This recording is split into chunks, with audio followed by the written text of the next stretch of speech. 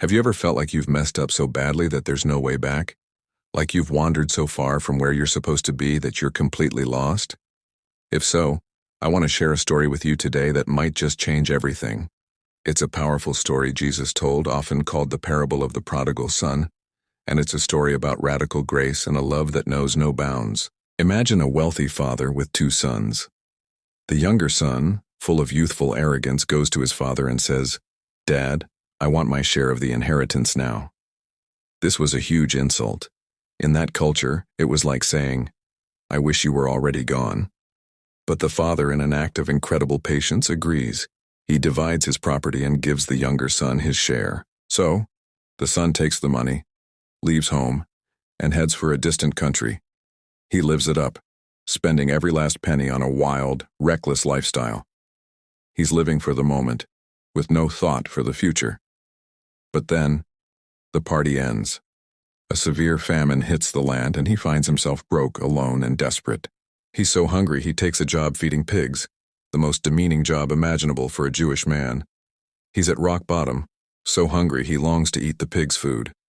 It's in this place of utter desperation that he finally comes to his senses. He realizes that even his father's hired servants are better off than he is. He thinks, "They have more than enough food and here I am starving to death." A plan forms in his mind. He decides to go home, not as a son, but as a servant. He rehearses his speech.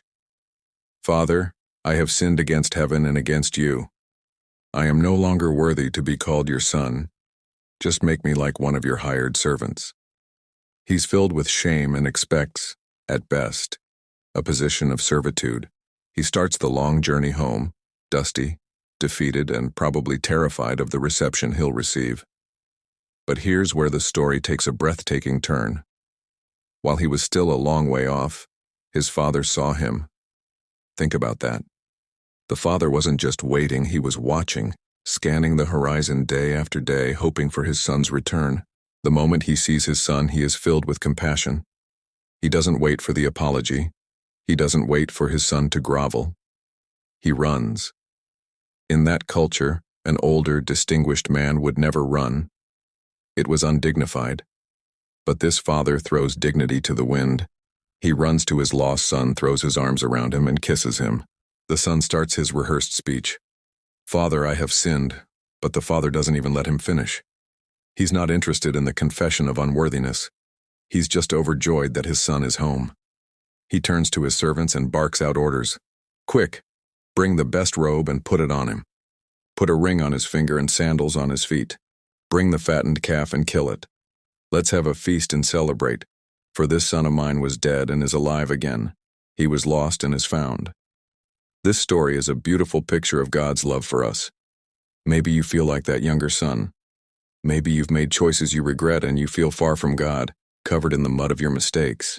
This parable tells us that no matter how far you've wandered, the Father is watching for you. He's not waiting to punish you. He's waiting to run to you with open arms. His love isn't based on our performance or our ability to stay perfect. It's unconditional. He doesn't just tolerate our return. He celebrates it with a party. He restores our identity, giving us the robe of righteousness, the ring of authority, and the sandals of sonship. You're not a servant. You're a child. So, what can we learn? First, it's never too late to come home. No mistake is too big for God's grace. Second, God's forgiveness isn't just a pardon. It's a full restoration and a joyous celebration.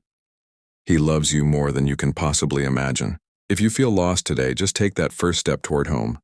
The Father is already running to meet you. Thank you so much for watching. If this story touched your heart, please give this video a like and consider subscribing for more content that explores faith and life. We'd love to have you as part of our community. God bless.